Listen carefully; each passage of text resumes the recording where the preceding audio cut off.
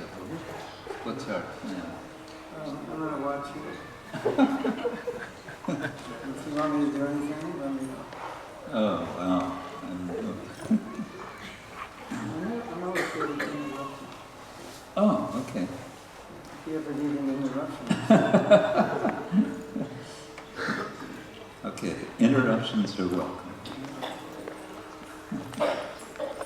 Yeah, because then it's more informal, it's more relaxed. Yeah, that's good. So, maybe we should introduce each other.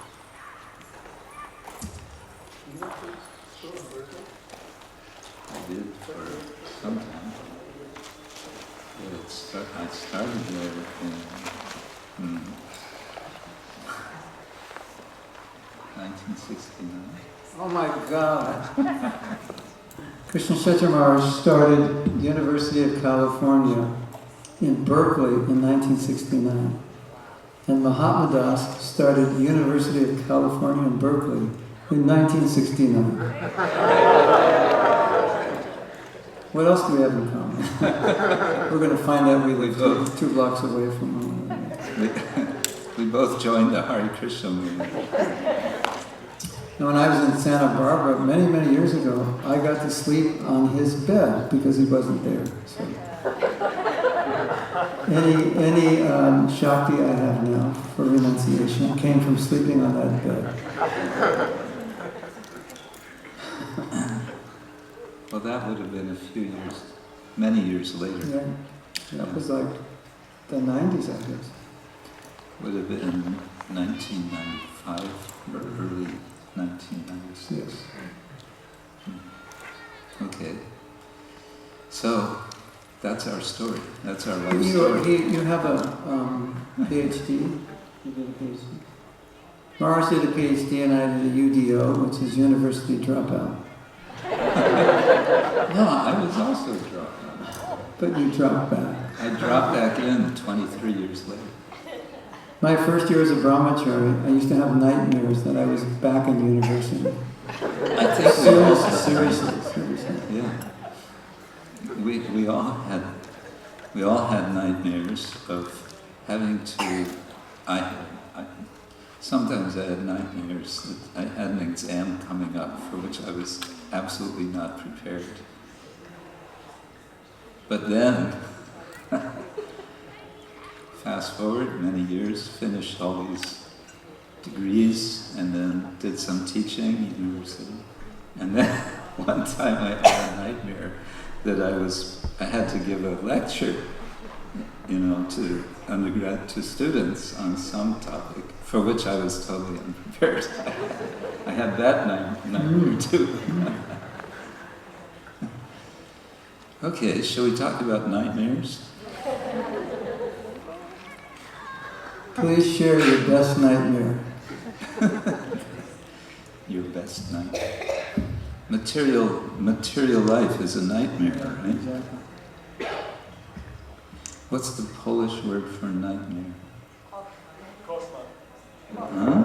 Koszmar. Koszmar. Koszmar.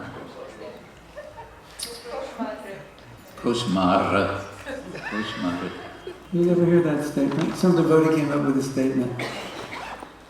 The worst day in Krishna consciousness is better than the best day in the material world.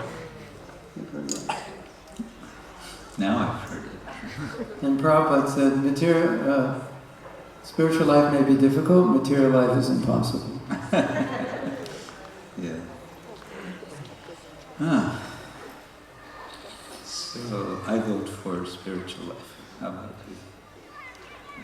Sounds like a plan. Okay. Speaking of plans, we made a plan. We're going to talk about Govardhan. I don't know why. Why would we speak about Govardhan? Oh, I know, because we're right here at Govardhan. Yes. So I'll maybe put out an idea or two or three, and then we'll take it from there. So, how's that? You want me to swallow the microphone? Okay. Well, as I was saying yesterday to Mahatma Prabhu, we, in our group, started to speak about a really wonderful article by His Holiness Bhaktivinoda Goswami Maharaj. Do you know who is Bhaktivinoda Goswami? Yeah. Very wonderful, very thoughtful devotee. He's leading an amazing project on the other side of Govardhan Hill. Sometime you might consider having them take you there and show you what they're doing. Because it's really something. It's really something because it will give you an idea of what could be done by devotees, by Srila Prabhupada's disciples, by followers. I can tell you some more about it later. He wrote an article which comes in Madhavananda's special journal, Sri Krishna Kshetra, which is dedicated, devoted to the subject of Govardhan Hill, the best of devotees. So he wrote an article called The Mountain of Love, or Why We Worship Govardhan. You may say, well, I don't need to know why we worship Govardhan. I know why we worship Govardhan. But if we were to ask you, I don't know, we might get a variety of answers. And of course we can think about the initial resistance that Nanda Maharaj had to worshipping Govardhan. You know the story, I'm sure.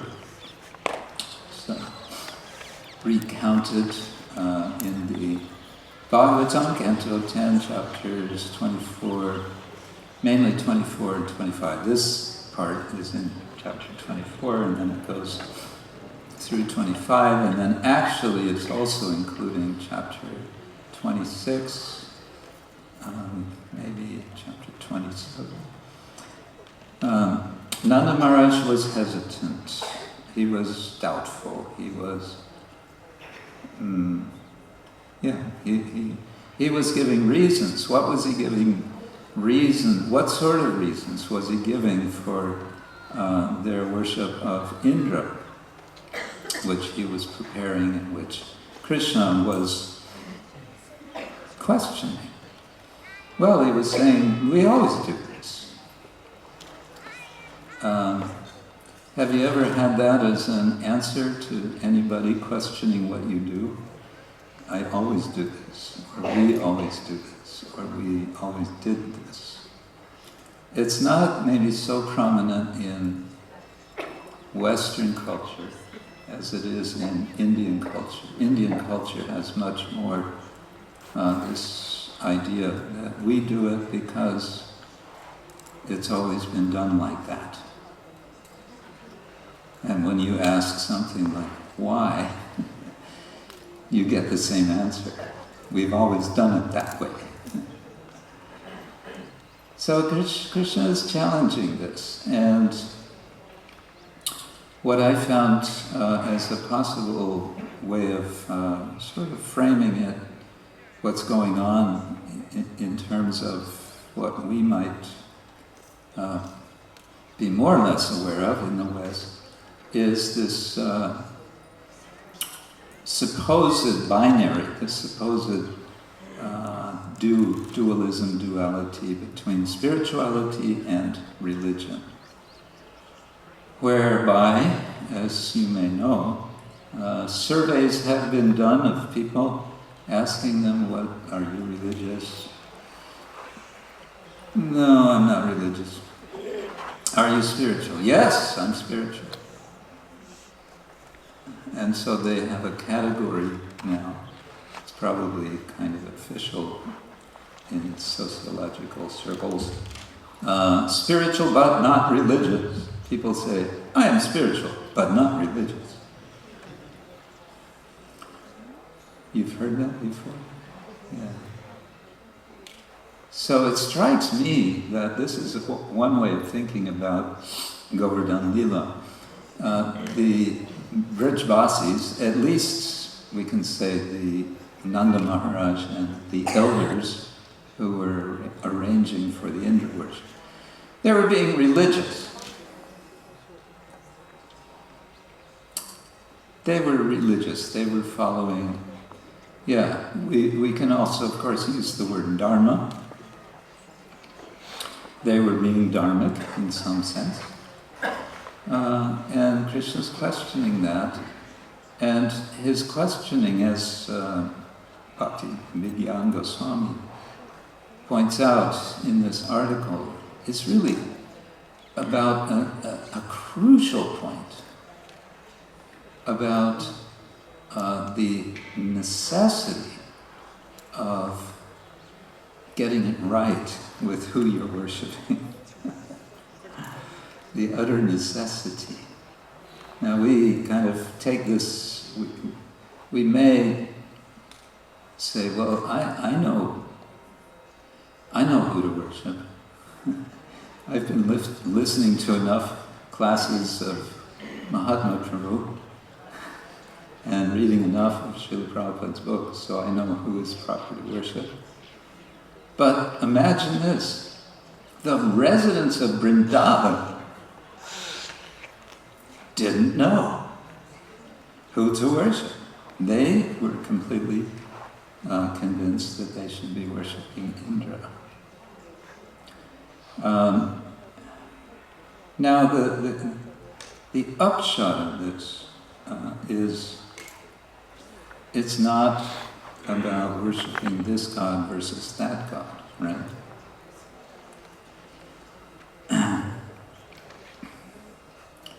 It's something much more than that. Because as Maharaj explains here, worship of the wrong person, the making a mistake in the matter of worship, he says, turns out to be very costly. He says, when one chooses a speculative object of worship, this worship will enslave him. This worship will enslave that person. It will turn him away from God, dry out his heart, and corrupt his soul. Now we have a long tradition in the West. We have a long tradition in the West of religion which is very keen to avoid and to condemn what is called, in English, it's called idolatry. What's idolatry in po-ruski? Ooh. Yeah. Huh? Ideology or ideology? Idolatry.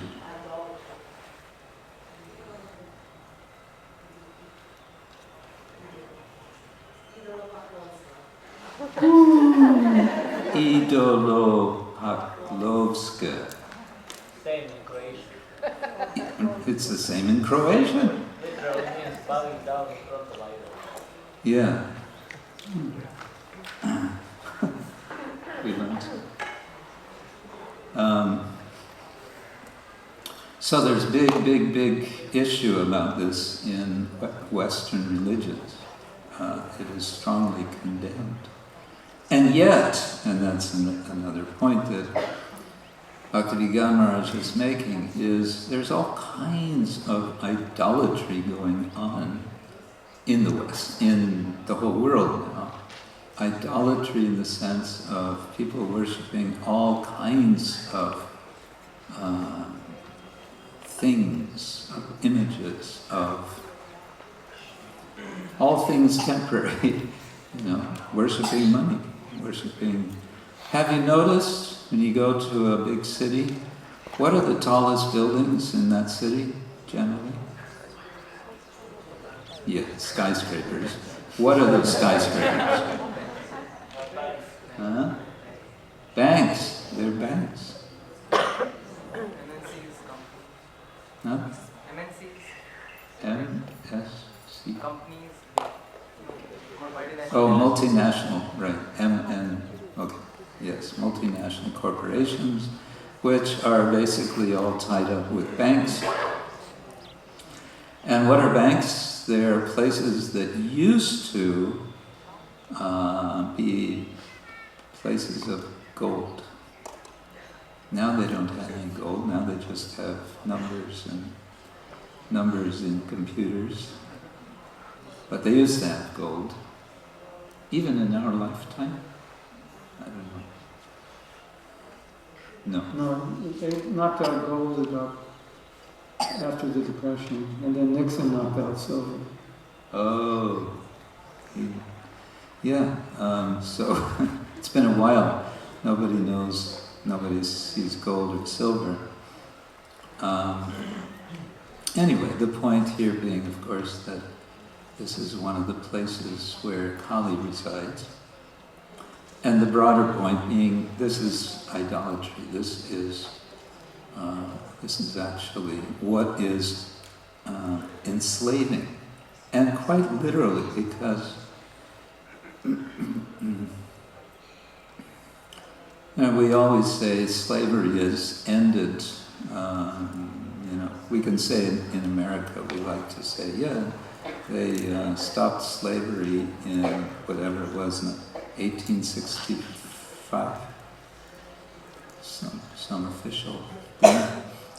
But actually, they stopped it on one level and they introduced it on another level. And that level is that everyone is indebted to the banks.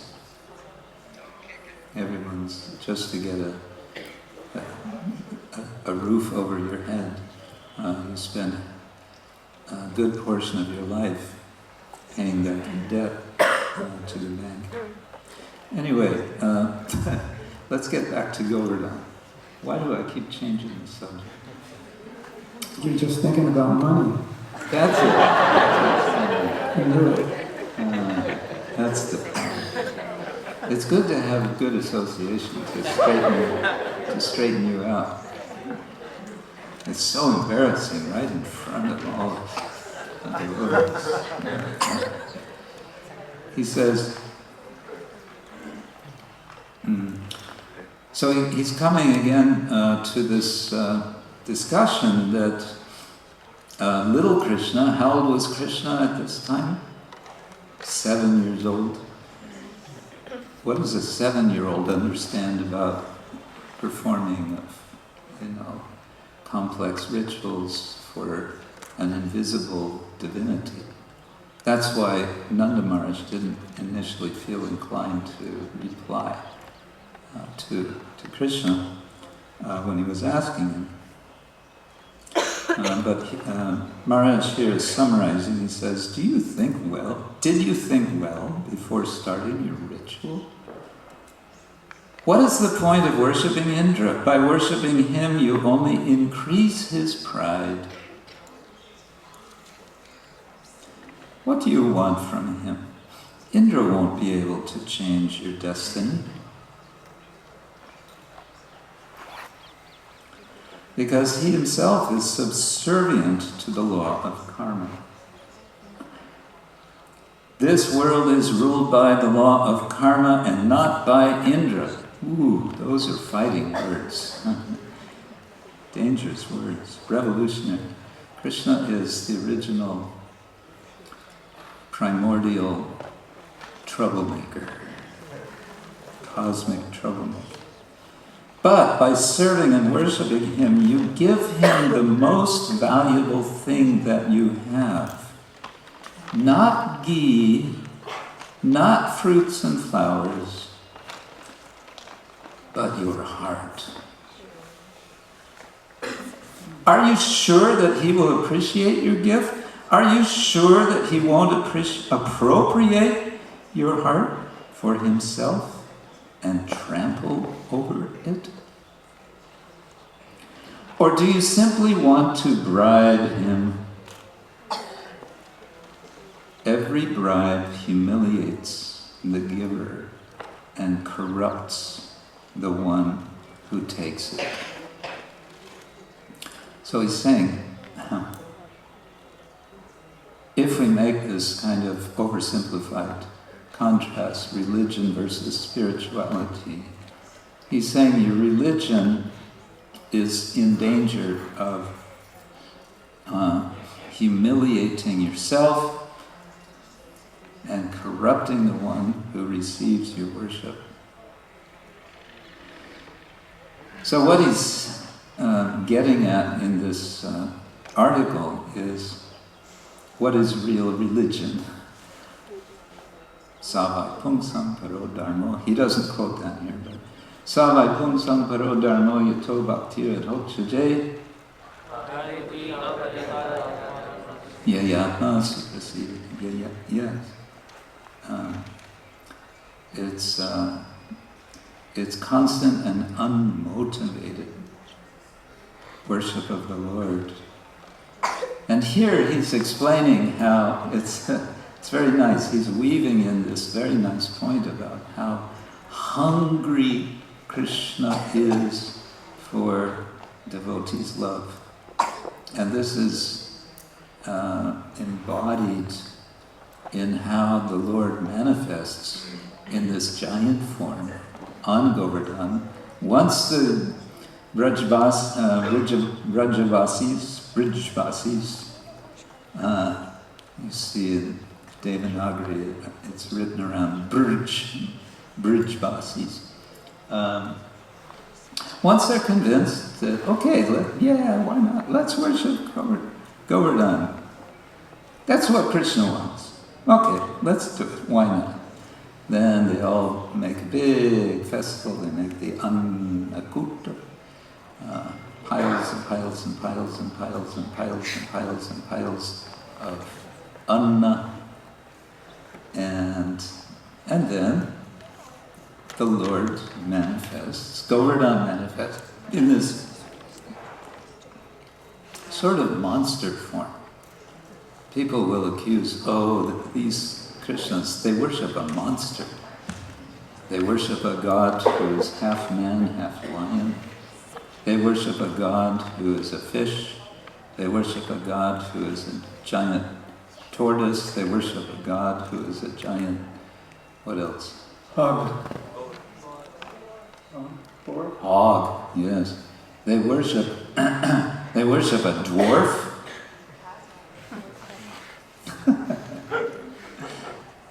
And they worship this mad wild man who runs around with an axe. What kind of worship is this? This is worship of the Supreme Personality of Godhead who is hungry for unmotivated love. What is that? It's practically inconceivable. Unmotivated love. It's such a challenge for us to separate our motivations, isn't it? From doing. We have something almost programmed in us. Okay, I'll do that, but what's in it for me? What's in it for me? So Bhakti-Vigyan Maharaj says, the essence of real religion is to give God our heart. What's the essence of real religion? To give God our heart. To do that, one has to learn to be genuinely selfless. Selfless service and love.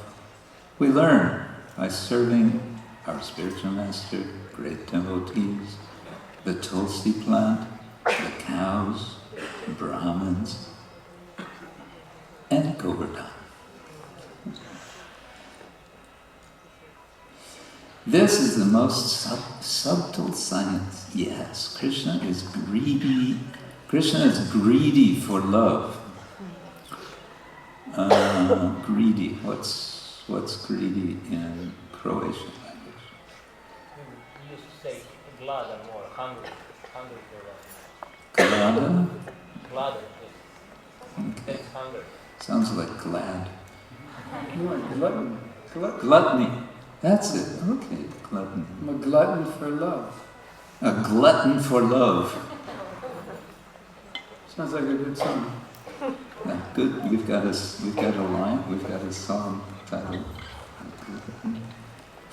"Glutton for Love." Do, do, do. Yeah.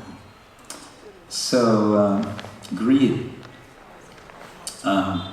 This is the most subtle science. Yes, Krishna is greedy for love, but his greed doesn't make him indiscriminate. His greed can be satisfied only by the purest love. And in order to learn how to love him purely, we take shelter of those whom Krishna loves. Sri Guru, the Vaishnavas, the cows, the Brahmins, Govardhan, and, he says, finally, of the one and only personality whose love many times exceeds his greed. And he doesn't name that person, but we might know who he's talking about, especially, I think yesterday evening you visited, was it yesterday evening you visited Radhakund? Yeah. Yeah, so all of this is what is the message. It's what Govardhan is about.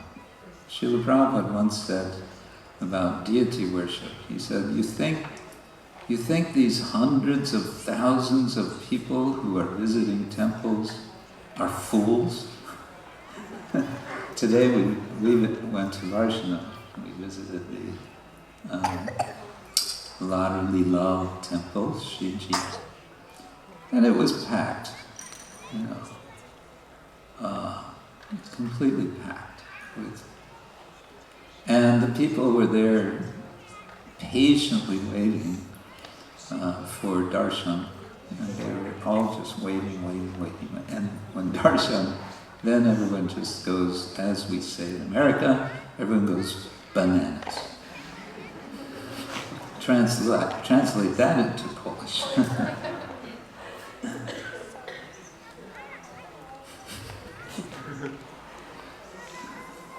Takes explanation. Huh? She's trying. Yeah. Okay, these are a few points. Now I just want to add, and then I will turn it over to the Mahatma. Just want to share with you, it's something I've been appreciating the last few evenings. We've been hearing very sweet kirtan of Manas Goswami. He's one of the Radharman Goswamis. Do you know him? He's young Goswami, very, very talented singer. We've been having kirtan. And I think he's coming this evening also, so I don't know what your program is, but here. Oh, can you come here? Yeah, we could have yeah. What time? He's been coming around 7:30, I think. But is he coming? Anyone know for sure if he's coming? Yes, Yeah. Yeah. So then we can ask him to sing this one bhajan, which I get a real kick out of. It's a Braj Bhasa bhajan, and I'll give you a taste of this from the translation, because I find it expressing a wonderful kind of inclusiveness of Krishna consciousness. Just to give you an idea of the Braj Bhasa, it goes, each line has a kind of repetition. It's Jis vesh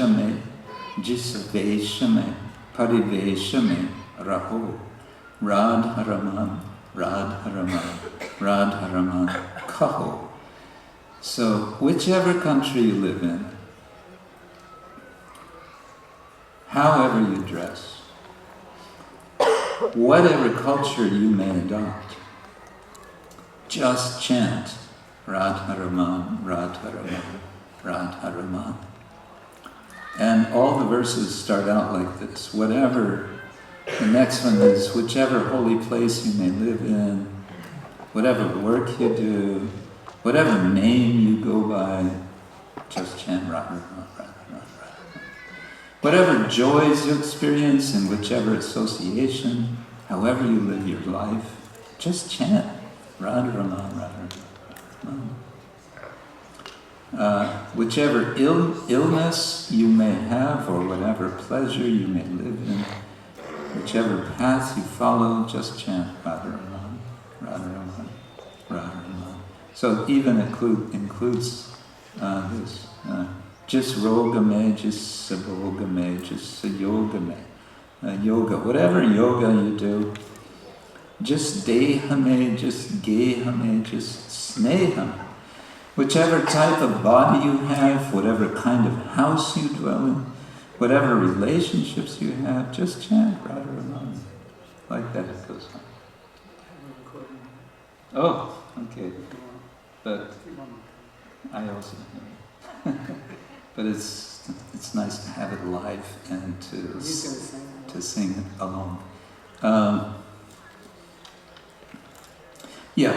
want to tie this back to Govardhan Leela. For me, this is also what this Govardhan Leela is about. It's Krishna inviting all of Braj, everyone, to take shelter because Indra is upset. So he's doing all this theater with his his cosmic destruction cloud. So Krishna, in this utterly gentle way and graceful way, he lifts the hill, makes it like an umbrella, like a, as light as a mushroom, and he says, okay, everyone, come. And everyone, first of all, he's involved everyone in the worship, which was not, I'm sure it was not the case with the Indra Puja. That would have been a specialty job of the Brahmins. But for the worship of Govardhan, he gets everybody, come, make offering. And he doesn't tell everyone, first, he doesn't tell them anything. Like, okay, first you have to bathe, then you have to chant Gayatri, first you have to be initiated. Oh, he doesn't make any conditions. He says, everybody come, make your offering. And then he invites everyone. And before that, he says, okay, now feed everybody. He says, feed the Brahmins until they start laughing. He likes to see the Brahmins happy. He likes to see everyone happy. Feed the dogs, feed everyone. And then, come on. And they come in and they relish the presence of Krishna non-stop, day and night, for 7 days. So that, 7 days and nights. So that's kind of, I think, the spirit also of this song. Hare Krishna.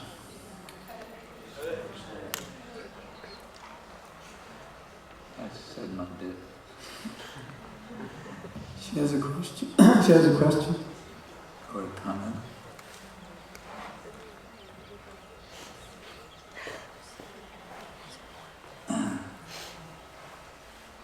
Anandita Rama Devi. She's just been initiated a few days ago. Hare Krishna. Guru Maharaj, ich habe rausgehört, dass jeder, der was bekommt, wird, wie heißt das, korrumpiert.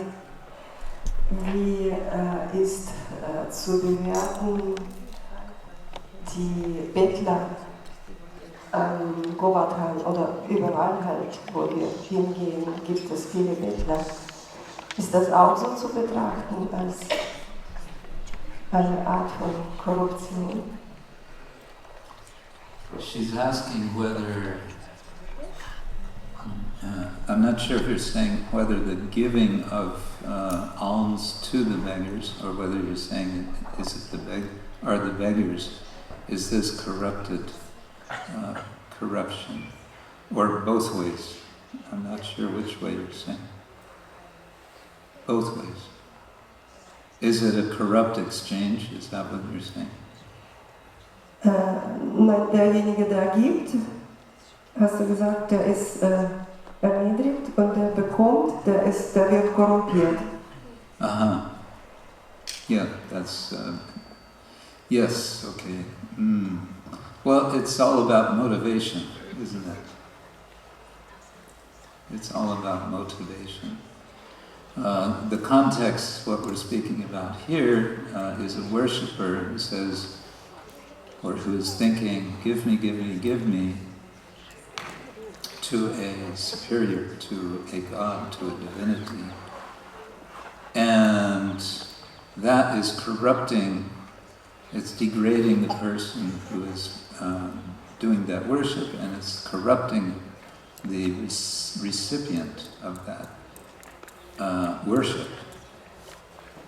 I wouldn't apply that quite to this sort of economics that goes on here. But there's a kind of, it's a mixture of things. On the one side, because it's the Holy Dham, everything has to be seen in that light. So one of the first things we're told about doing when we have Parikram in the Holy Dham is be very, very careful not to offend anyone. Now we could say, well, every time that I'm not giving some coins to these people who are begging, because how much can you give? There's thousands of them. Wouldn't this be considered offensive? Well, I hope not. The way I see it is, as one is sort of not giving, one is, however, internally wishing them well, and one actually tries to feel like that, wishing these people well. Let them be prosperous. Let them receive what they should receive, and so on. So that, I think, puts us in the right mood. Having said that, Srila Bhaktisiddhanta Thakur, or am I mixing up with Srila Prabhupada, said that it is, no, I think it was Bhaktisiddhanta Thakur who was annoyed with some of his Grihastha disciples who were not giving charity to beggars. He was saying, in Grihastha, you shouldn't be giving. And correct me if I'm wrong, Prabhu, I think Prabhupada said, if a beggar is standing, then you give them something. If they're just sitting, then you don't have to give. But if they're standing, then you should give. But we just came from Barcelona. How many beggars were there? How many? They all sit in a line. Hundreds of them.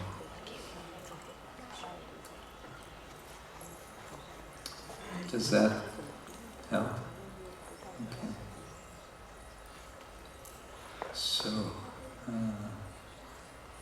yeah, please.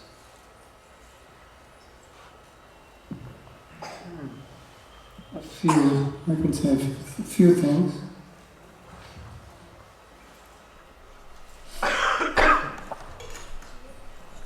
So, for those of you who don't know, you would assume that Govardhan means to go, the cows, expanding the cows. You would think that Govardhan is part of Vrindavan. It's a mountain in Vrindavan, but it's not. It's a transplant, right? So, originally Govardhan was a mountain in the west part of India.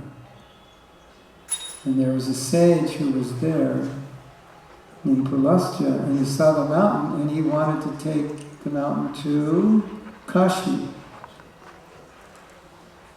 And he asked the king, it was in a place called Almaty, and he asked the king if he could take him.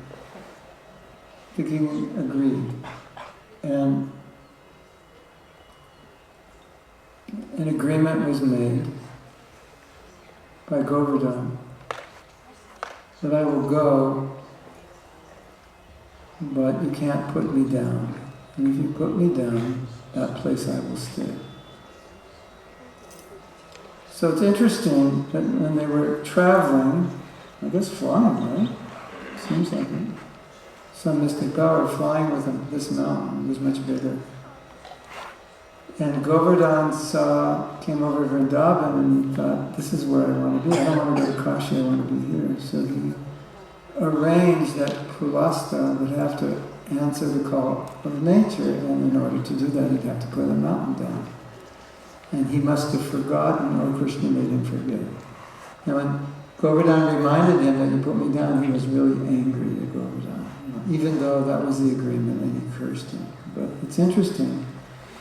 Govardhan is not part of Vrindavan, he came. And when he saw Vrindavan, he said, this is where I want to stay. So that's one explanation of why Govardhan is here. There's another explanation, because when Krishna wanted to come do his Leela, he asked Radha, you please come with me? And Radha said, I will only go where there is Radha-Kund, Govardhan, and so forth. So Govardhan had to be here, otherwise Radha wouldn't come here. And another thing that I think is extremely important. Well, there's another interesting thing. I don't know if you know this, but when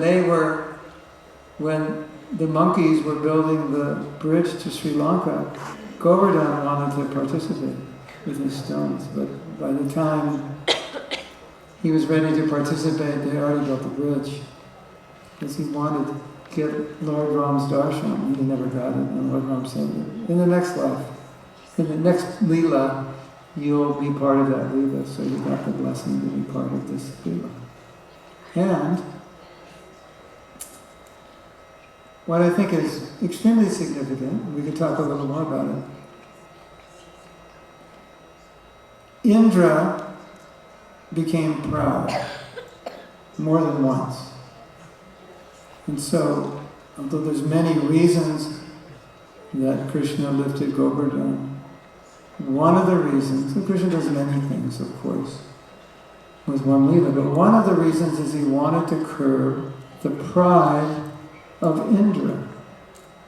And the reason he wanted to curb the pride is because pride gets in the way of a devotee's relationship with Krishna. And so when Krishna wants a relationship with the devotee and Krishna is merciful, he'll curb his pride. And so you'll see many times Krishna curbing the pride of his devotees because it's ruining the relationship. Isn't that interesting? So something we can meditate on and something we can remember is how pride destroys relationship. It's quite easy to understand because in our world we don't like relationships with proud people. It's just you can't have one. It doesn't work, right? So in the same way, whenever Krishna's devotee becomes proud or dear devotee and the relationship is being contaminated, Krishna chops the pride. Now let's take a survey. Has Krishna ever curbed your pride? Raise your hand. So, what does that mean? That means Krishna wants a relationship with you, and he was you could say frustrated or concerned that pride is getting in the way of the relationship. And by His mercy, He curbed your pride. What a blessing. Yes? That means Krishna cares about the relationship.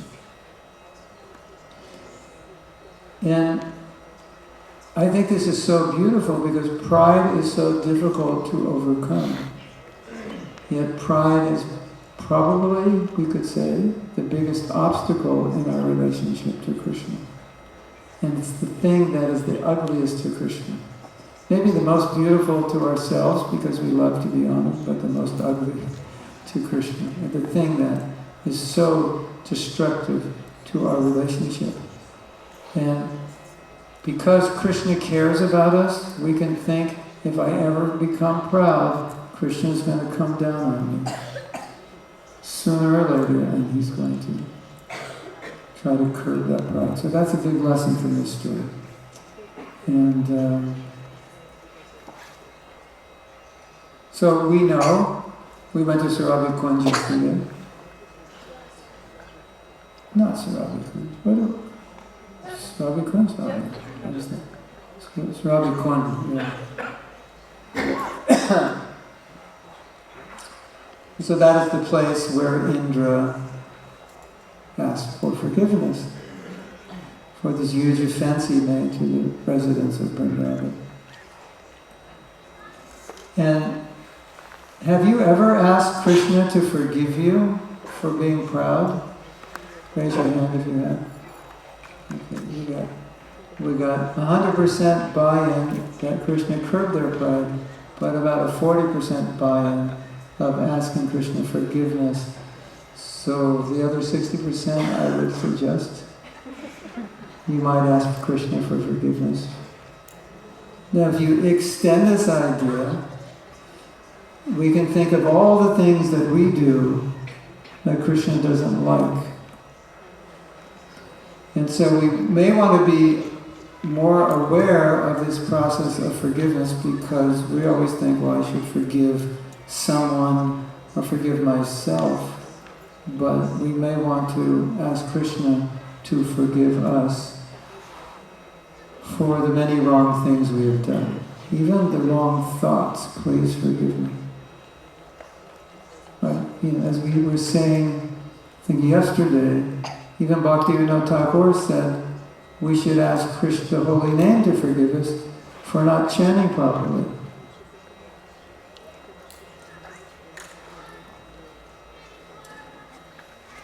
So, I think this is a beautiful idea. Krishna, I've become proud, I've become envious, turn my back and please forgive me. This is part of the process. Hare Krishna. That's all I wanted to say. Thank you. Well, wait, no, let's say something. This is beautiful. Srila Bhakti Siddhanta Saraswati had 3 verses that he would recite in glorification of Giriraj.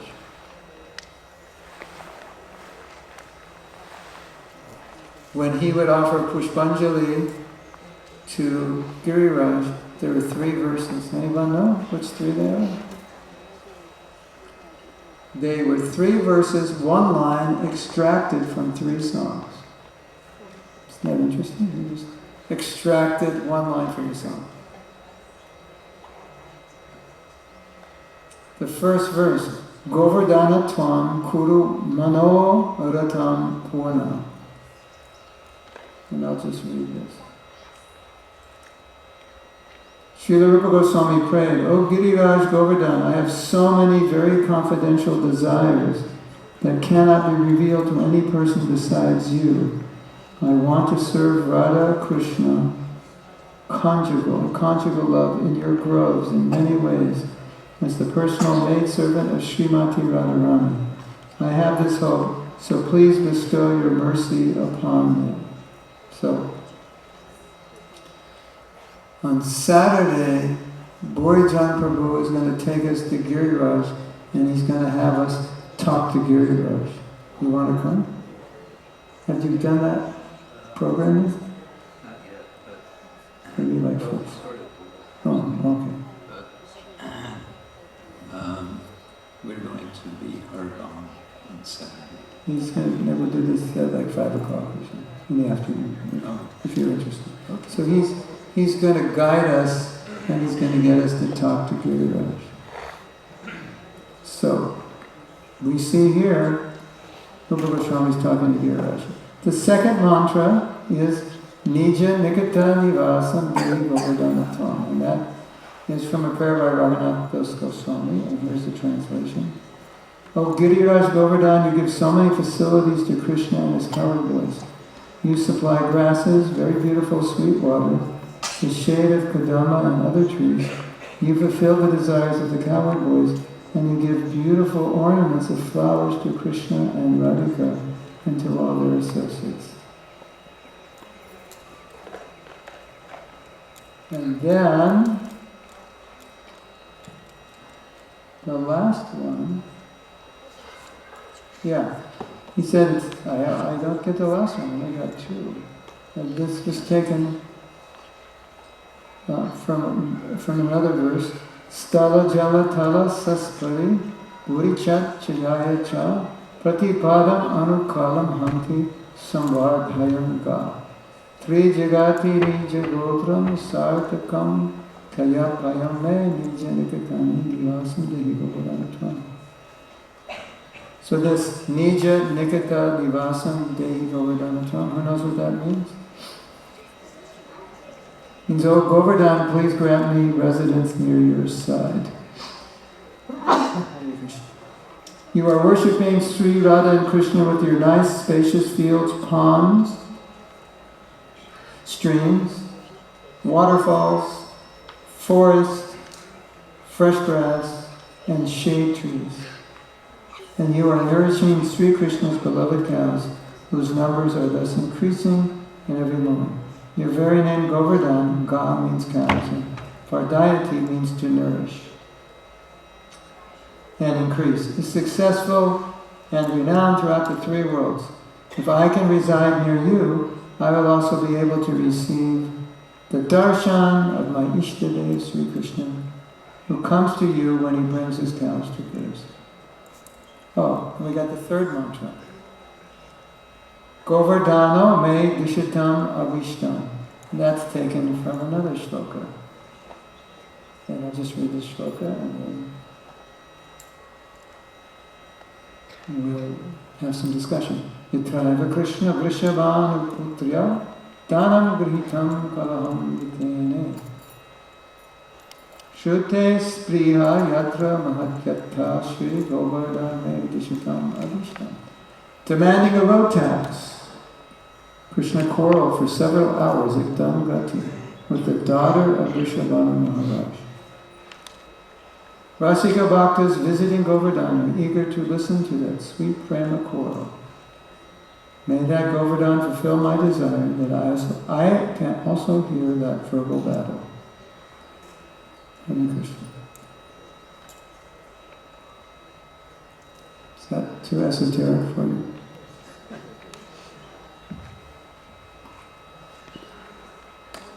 Can I say something? Of course. I'm finished. Well, you're speaking about how Lord Krishna curbs our pride in order to remove the obstacle to our relationship with him. And Indra is the example of this. More than once in the Bhagavatam. And here's something else that maybe we can learn from in this regard, is Krishna may surprise us in how he curbs our pride.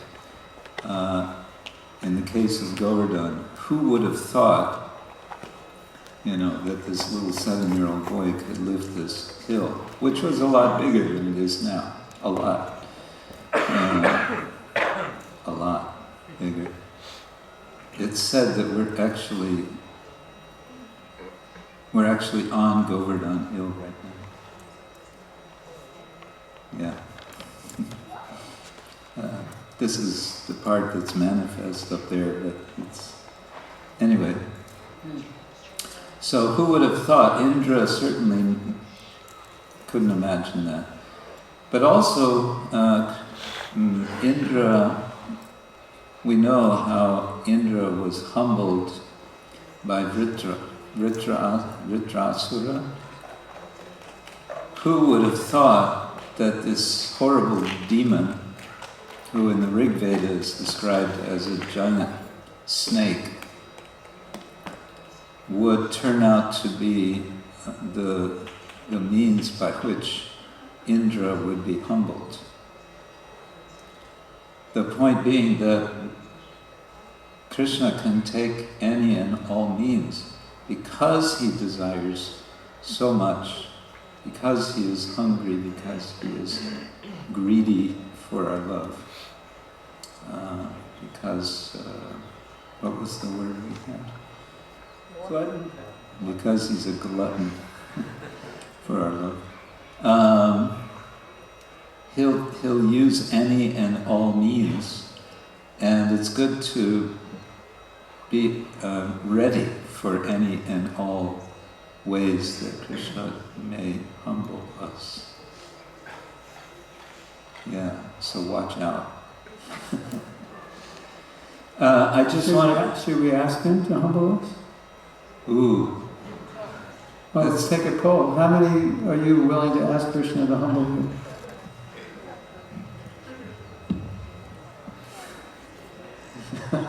Yeah. I'll think about it. Let me think about it. The other thing I wanted to mention, which Madhavananda mentioned somewhere in here, that Srila Bhaktisiddhanta, because you mentioned Bhaktisiddhanta Thakur and his reciting these, as I understood, he was actually reciting the entire, this entire prayer, Govardhan Vasa Prarthana Dashakam, of Srila Raghunath Das Goswami. And he was doing this while living in Puri on, I always forget the name of it, there's something Parvat, this sand hill. Chakra Parvat? Chakar. Chartak Parvat. Right. He was living there. There's an ashram there, and he was living there. And this was just prior to his going to Calcutta, where he departed the world. The point being that his attention was very much on Govardhan at the end of his life, and specifically he was expressing this Nija Nikata Nivasam Dehi Govardhanatam. Please let me be a resident at Govardhan. And also, as you may know, Srila Prabhupada, he was in Vrindavan in his last weeks and days. And he expressed the desire to go on Govardhan Parikram in a bullock cart. It became a cause for great controversy. Devotees on one side said, yes, Prabhupada wants it, we have to do it. It's very simple, the Guru wants, he's expressed clearly what he wants, so we should do it. And the other party said, no way, you can't do that because it'll be the end of Prabhupada's life. His condition is so delicate that to put him in we all know how bumpy the roads are everywhere. Now the road around is pretty smooth, but it was not like that. And just to get out here and so on. So finally the party that said no, they won. And how that happened is another story, but the point is that Prabhupada was thinking he wanted to come to Govardhan. There's this longing of our acharyas. Srila Sanatana Goswami was living here, he was doing parikrama every day into his 80s apparently, and not just the parikrama like we do, but the wider parikrama, which takes a route that is some 40 kilometers rather than 23. Who was doing it? Sanatana Goswami. Apparently every day, Hare Krishna. I can't do it I can't even do a whole, anyway. So there's something about this place and the opportunity it gives us for connecting with Krishna. As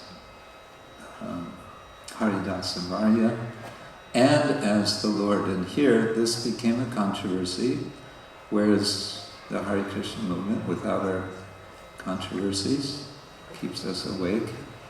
So one controversy has been whether Govardhan is Krishna himself, or you got to be suspicious of these ors, right?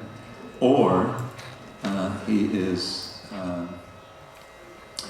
Haridasa Varya, the best of the devotees of Hari. And of course the answer is it's both and. And the analogy, I think, is very nice. The analogy is Chaitanya Mahaprabhu. Chaitanya Mahaprabhu is Parama Purusha Bhagavan, and that's not his mode, except for one or two leelas, but in general, what's his mood? His mood is he's the devotee of the Lord. He is a bhakta, he is... So, I think we can find the same with Govardhan, Giriraj. Yes, he's Krishna, he's God, and he's in the mood of being the devotee of the Lord. And how he's a devotee of the Lord is indicated briefly by Srimati Radharani in the verse in the Gopi Gita, Hantaya Mandura Bala Haridasa Varya Yat Rama Krishna Charana Sparasha Pramodha Manam Tanoti Sago Ganayostayo Yat Pani Suyavasa Kandara Kandamulaya. That Govardhan is thrilled. Yat Rama Krishna Charana Sparasha Pramodha. He's promoted, he's thrilled by the touch, the sparasha of the feet of Rama, Balarama, and Krishna. And Manam Tanoti, he's offering respect to Balaram, Krishna and Balaram, and their associates, and the cows. And he's not just offering respect, he is serving them in practical ways. Paniya Suyavasa Kandara Kandamulai. He's offering very nice water, drinking water. Apparently there were waterfalls. Because Govardhan was 16 miles high. That's right. That's about 16 miles? 16. 1-6. 1-6. Yeah. That's what it says in the Garga Samhita. Yeah. So there were lots of waterfalls. It's hard to imagine, isn't it? Now, at his highest level, he's, I think they say 80 feet higher. How high is the tallest mountain? Well, yeah. Everest is, what, 8,000 meters? It's around 8,000 meters, which is, you need 10,000 to make 1 kilometer, don't you? 1,000. Oh, one, huh? 1,008, almost 8 kilometers. 8 kilometers. No. 1,000 meters is a kilometer?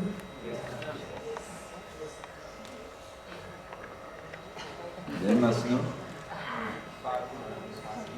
You're right. Now okay, my brain just went back in. 1,000 meters is a kilometer.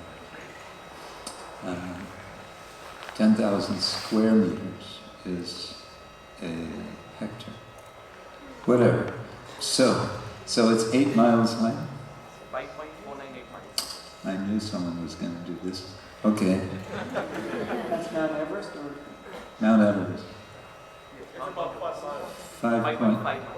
5.5 miles high. And and Giriraj is 16 miles high. Almost 2 times.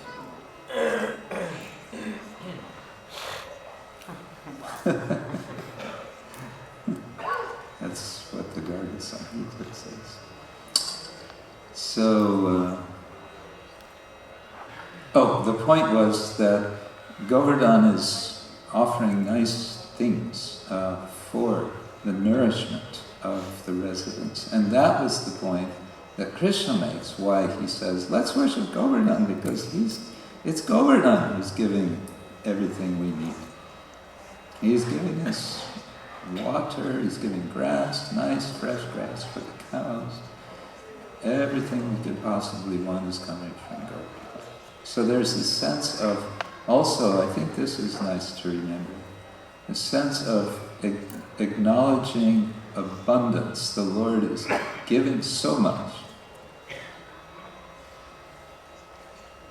Our tendency is to think it's never enough.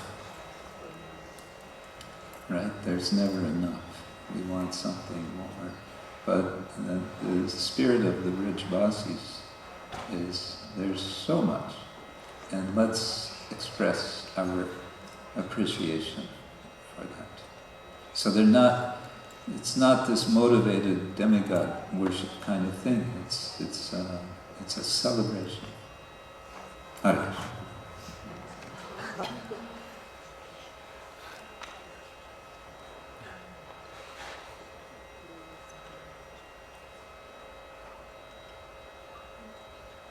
It's your turn to say Any questions or comments before we care to have a microphone?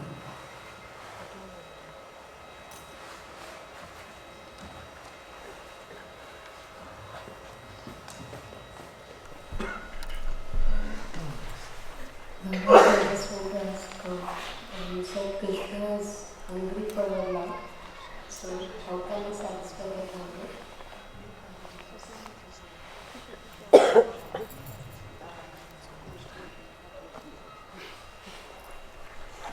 What do you think?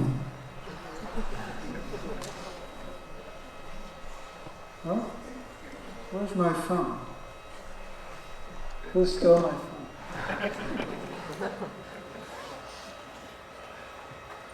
I can answer if I can find my phone. Only if you can find the phone.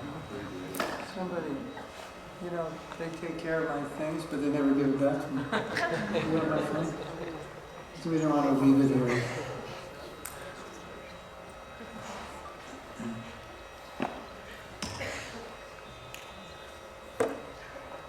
Hold on, I will answer it.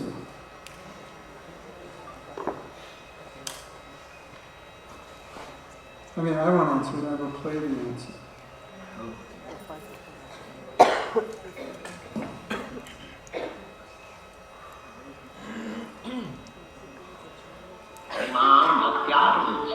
Real thing is bhakti. What you can offer to Krishna, everything belongs to Krishna. What you have got, what is your value? And what is the value of your things? It is nothing. Therefore, the real thing is bhaktya. Real thing is your feeling. Krishna, kindly take it. I have no qualification. I am most rotten fallen. But I have brought this thing for peace. This will be accepted. Don't be part-time. Always be careful. You are dealing with Krishna. Everybody is touched. Thank you.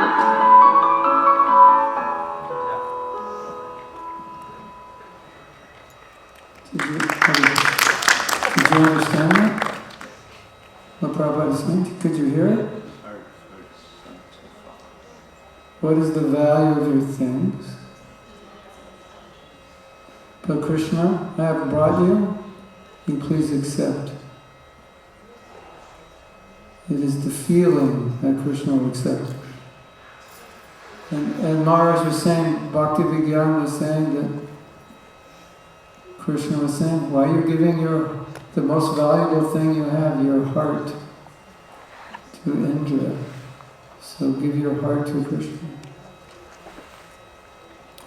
Feeling, Krishna, please you accept this. We did a japa retreat, a japa workshop in Bangalore. I played this first, and I said, just as you offer something to Krishna, Patra Pushpa Balam Tayam, with love, offer the Mahamantra with love. It's your feeling.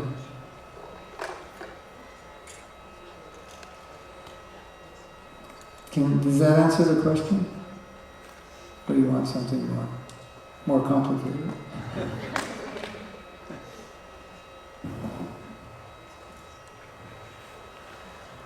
There's a question back there.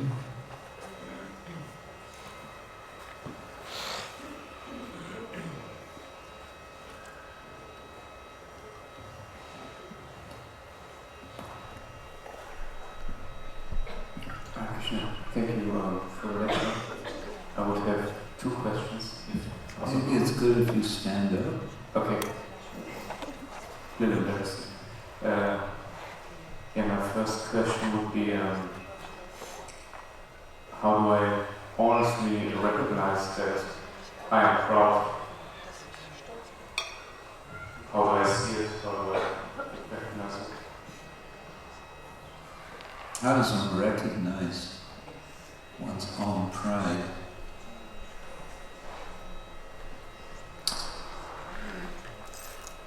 What comes to my mind is, to get at this maybe from the back, from the side. Prabhupada has made the point probably more than once. It's good to recognize that there's always someone who is better than me at whatever it is that I think I may be qualified. There's always going to be someone who is better. There will also be other persons who are less qualified. And there will be persons who are equally qualified.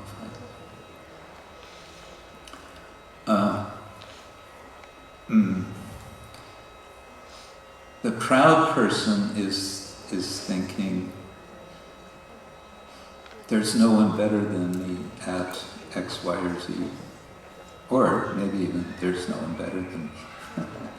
So as soon as we think that, that's a good sign that there's some pride. But there's another form of, or there's another aspect of pride that's been identified by psychologists. And that is the mood that I did it, I accomplished it, ha! But I'm not so sure I can do it again. So there's some insecurity also. I did it, I accomplished it, but I'm not so sure I can do it again. There's some insecurity, there's accompanying pride, there's a vulnerability.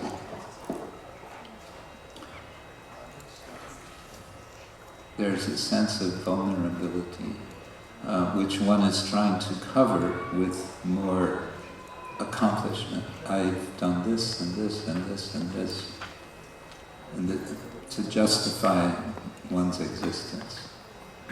So if we notice this some sort of anxiety like this, that could be a sign of pride, which can use some reduction. But Prabhupada was very proud. of his accomplishments. But what were his accomplishments?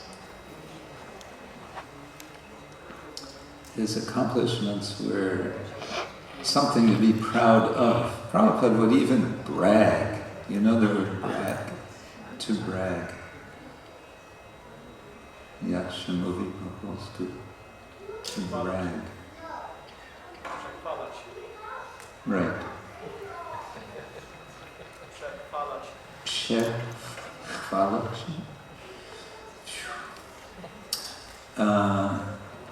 To say, oh, I've done, to boast, to brag, to boast. Prabhupada used to boast all the time. I have so many temples. We print so many books. We make $100,000 a month, he said once. He was speaking to people in India. We have 100 temples and we only had 10. With 100 men in each temple and 10 bands in each temple. Yeah. A little bit exaggeration was also there. No, but also, I always remember the very last Vyasa Puja of Srila Prabhupada in September 1977 in Bhaktivedanta Manor. I was fortunate to be present, although it was really painful to see Prabhupada in the condition he was in, because he was obviously getting ready to leave. But on that Vyasa Puja day, that morning, he sat before us to receive our worship, and before we offered worship, the late Tamal Krishna Goswami stood next to him and presented a kind of summary biography of Srila Prabhupada. And Srila Prabhupada, imagine you've been asked to do that in public for your spiritual master who is sitting right next to you. So he knows better than anyone his own life, and you're trying to get it right. And he did this without any preparation from what he had heard from Srila Prabhupada over the years of their association. And he would speak, and he would occasionally turn to check that Prabhupada would, not getting it right. And Prabhupada would nod. And this nodding of Prabhupada really struck me. It was a very subtle kind of nodding in which he was indicating very clearly that he was satisfied with his life. He had fulfilled his Guru Maharaj's instruction, his mission, and he was satisfied with that. And there was a kind of Prabhupada speaks about pride and false pride, isn't it? So there's a genuine basis for pride. You do something for Krishna, the devotees are pleased with your service. You can be proud of that. Just don't become overly proud. Isn't it? Well, yeah, the problem with false pride is we're exhibiting this consciousness to prove that we're better. And real pride is like that you're humbled that you did something amazing. Like, how did I do that? That was Krishna's mercy on me. So, when the question was asked, how do we know we're proud, I was thinking, start with the fact that everything we do is out of pride. And then try to ask the question, how do I become humble? How do I know I'm being humble? And assume we're being proud, because that's our condition.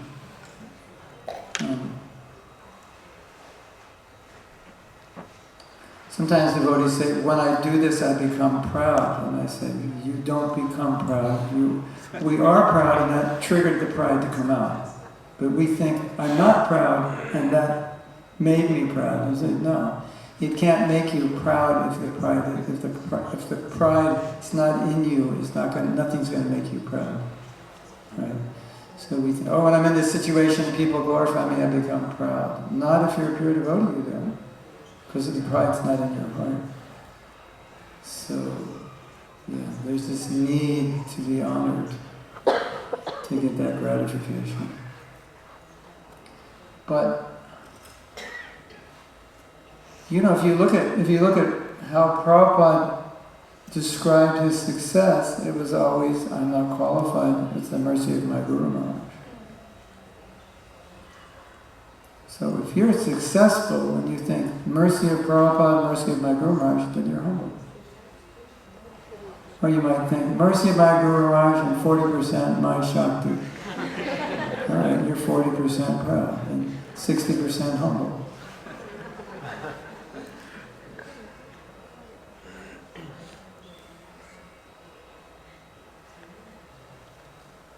Yeah. In my study of pride, as we were saying how Krishna doesn't like it, because you're basically competing with him for recognition. Like, it's all supposed to go to him, but you want to get some. So we did a course on humility, and we asked a question: have you ever done service which was motivated by some percentage of pride, like I will be recognized for this? And of course the answer is yes. And one devotee raised her hand and said, I don't think I've ever done service without that motivation. Which is pretty honest. So that's the problem. Because pure devotional service is, the motivation is to please Krishna. It's not to get some attention drawn to you. Right? And I was talking with Bardahari a few weeks ago about kirtan, and how if I'm doing kirtan, I'm supposed to draw attention to Krishna and the holy name. And if I do anything to draw attention to myself, I'm corrupting the kirtan. I'm corrupting the whole process, because the kirtan leader is supposed to help open the hearts of the audience and direct their attention to Krishna. And if I try to divert their attention to me by the way I'm performing or do something to stand out, then I've contaminated the process. Because now it's like, oh, did you hear him? Oh, wow, Prabhu. So now the attention's on me and not on the holy name. So, have kirtan leaders ever done that? Any honest kirtan leader will say, yes. Maybe 10%, 5%, 1%, 50%, maybe sometimes 99%. That's the conditioned nature, and that is taking the honor away from Krishna and Guru and trying to get it for myself, which Prabhupada never did. In a sense, you could say Prabhupada had a right to take the honor, but he never did, and he always said that was Guru Maharaj's mercy. I didn't do anything. So many times he said that. Who am I? I'm speaking to scientists. I'm not a scientist. Who am I to write these books? I don't know how to write. It's all the mercy of my Guru Maharaj. That's humility. And as soon as you get the Shakti, and you think it's my Shakti when it's your Guru Shakti, or Krishna Shakti, then there's no humility. Humility means it's Krishna's mercy, right? So I'm very fond of saying that Arjuna was proud in Bhagavad Gita until he shot the first arrow, and then he became humble with that shot. And why do we say that? Because when he shot that arrow, he was following Krishna's instruction. And when he didn't shoot the arrow and said, I'll become a mendicant, he was proud because he wasn't following Krishna's instruction. So that's also another example of pride. Your Guru says, beat that guy up, he's disturbing the kirtan. Okay. You beat him up, you're being humble. Not that your Guru's going to tell you that, but it could happen sometimes. Some devotees can't wait until their Guru gives their instruction. Guru Maharaj, I can't beat him up. No, he's disturbing all the devotees, he's going to injure somebody, but I'm not being humble. No, you follow your Guru, you're being humble. Right? So when Arjuna shot his first arrow, that was his humility. He was following Krishna. So that's another check of humility. So we're doing some exercises in the workshop, and one of the questions is, I don't think we came to this question yet, but in further exercises, what do you want people to believe about you? So do you like right now you're sitting here, what do you want people to think about you? Do you want them to think, you want to ask a question and then they'll go, wow, what a question. You think, yeah, I'm smart, I can ask questions.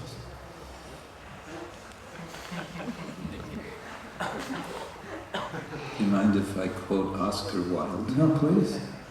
Oscar Wilde was a 19th century English writer, controversial guy.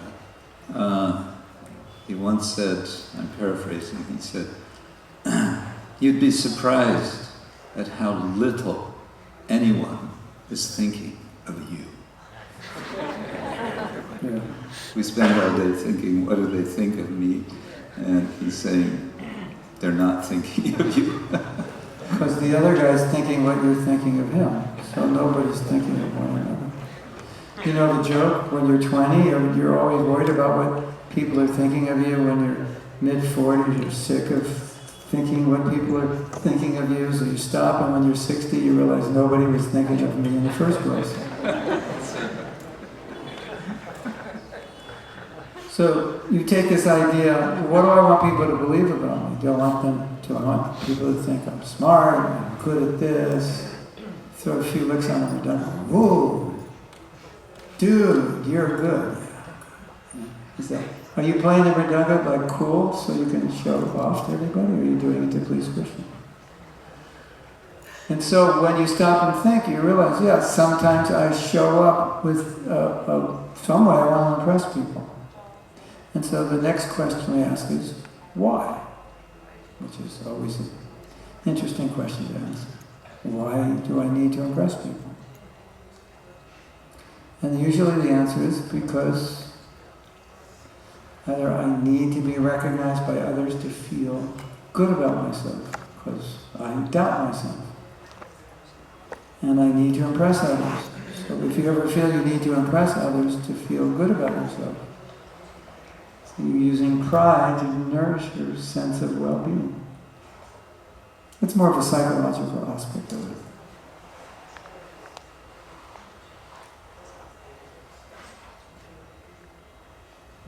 And if you want to know more,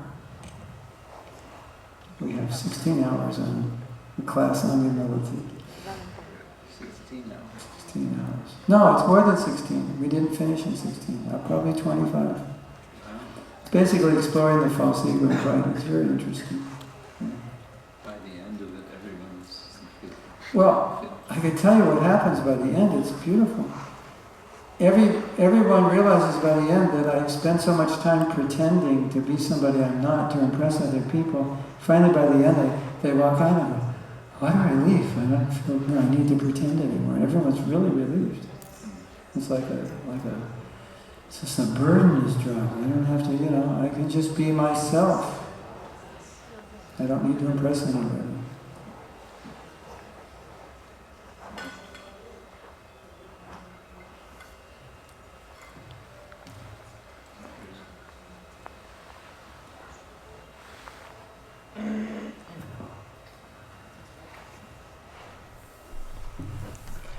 It was mentioned that there are a lot of pilgrims coming to the holy places, and once I was arguing with my father, and I said, so many people believe in God, and he told me, so many people believed in Adolf Hitler, and he didn't know what to respond to. So maybe you can help. Well, they believed in him for a few years. And then he was finished, and that was the end of it.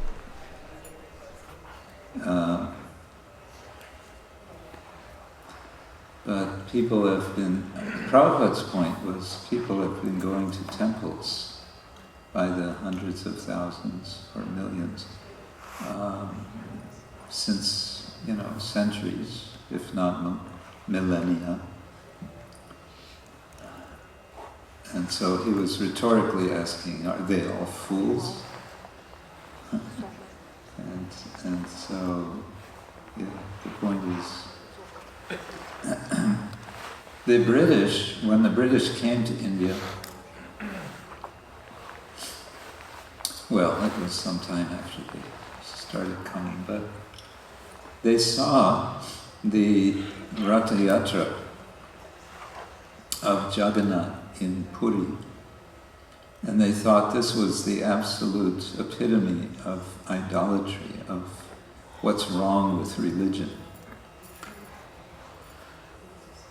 And they coined a word.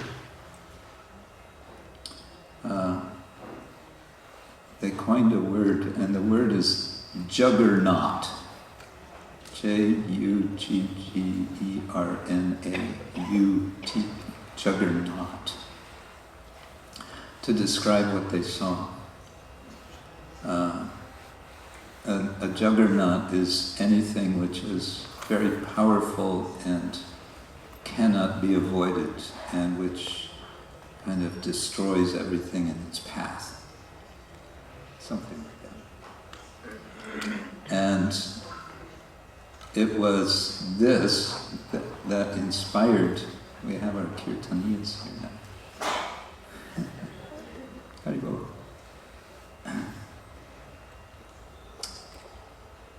It was this which inspired the British Parliament, or the Parliament was willing to be convinced at this time, yes, therefore we need to go to India with our Christian preachers and missioners. Because up until then, until 1813, it was actually forbidden by the British for Christian preachers to preach in India, because they didn't want to disturb the status quo. They just wanted to do business and make money. So, let them have their foolish religion. But when they heard about Jagannath, they thought, no, this is too much. We have to go save them.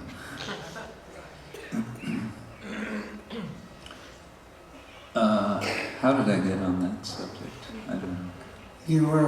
She was saying that Yes, Hitler believe in some believing things, it. Yeah, that so many people go to the church temples, so they all fools. yeah. So, I mean, it's not a tight logical argument as such, but it's a kind of argument. It's, yeah.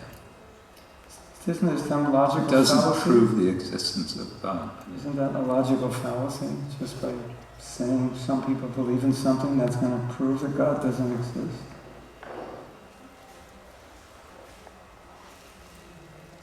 If some people believe in something... Don't believe. But some people believe in the wrong thing, therefore God doesn't exist. It seems a logical fallacy. Oh, yeah.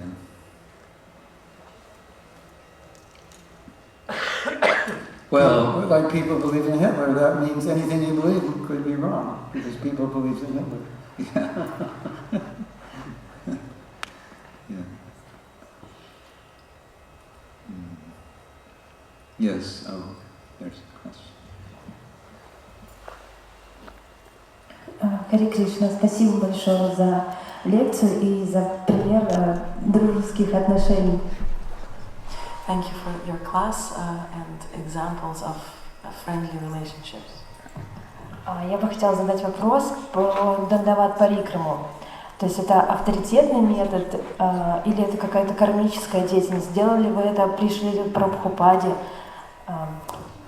I wanted to ask about Dandavat parikrams. Is this an authoritative method of worship, or is it something kind of like karma, kanda? Was it done in Prabhupada's time?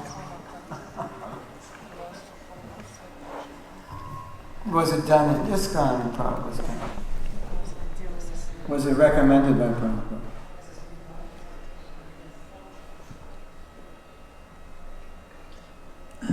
I can't say anything definitive on this, but I'm sure the tradition goes to much further back than Srila Prabhupada doing. We know that Raghunath Goswami would offer, was it 1,000 pranams every day? 1,000? 1,000. To the Vaishnavas. To the Vaishnavas. That's something we might ask Vikram, who he's not here now. But I would say it's not necessarily that Prabhupada specified every single thing that one can do in service to the Lord. Prabhupada was with us for all of 11 years, 12 years, traveling the world, started establishing a movement. So sometimes devotees say, well, Prabhupada didn't say that you can do that. Well, Prabhupada didn't say a lot of things. And regarding worship in general, Prabhupada did instruct, and this is not about Dandavat Pranam, Dandavat Parikrama, but he did instruct Yamuna Devi to go to the Radharaman temple and study how they worship. In other words, Prabhupada didn't give all the details. He said, you go to them and you find out from them what they do.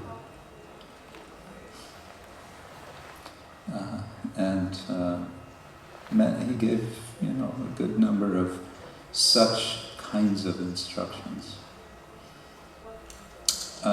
There's a devotee from Croatia who is a professor of anthropology who became curious about Govardhan Dandavat Parikrama. He did his doctoral research before he was a professor on the experience of devotees and how they express their experience of something higher, of joy, of ananda, of whatever it is they experience. So he's an anthropologist, he asks people. But there's a thing called participant, Participant observation, where the anthropologist, ethnographer will go to a group of people and take part in what they do, get involved and experience it, and also ask people. So he became fascinated by Dandavat Parikrama, so he decided to do it himself. And he did it twice. First time just partial, but more recently he's done a full Dandavat Parikrama of Govardhan. And he's written an article about it. He's also interviewed people about it. So I'm looking forward to reading that.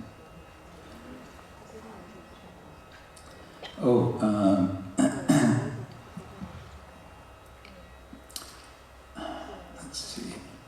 Yeah, I'm just looking now at Nritya Kishore. She has planned for us, maybe tomorrow evening, a short drama, or is it a dramatic reading? Drama. It's more of a drama.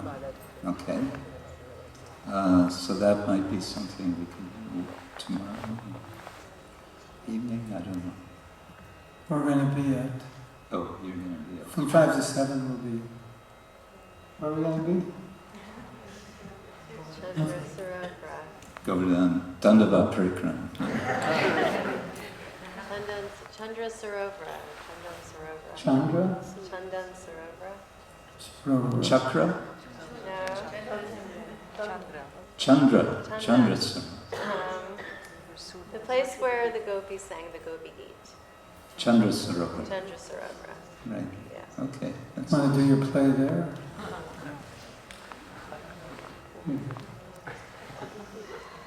So, can I suggest we end here? Yes. This mode and shift, and some devotees in our group may want to go for prasadam. I don't know what is your group doing. You don't. They can go if they want, or they can stay if they want. You never eat.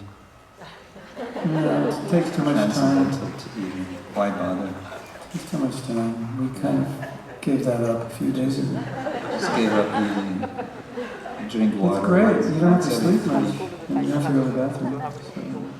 So it's been good for it. Just drink water once every 3 days. Yeah. Cool. Srila Prabhupada ki jai. Om Paramanandi.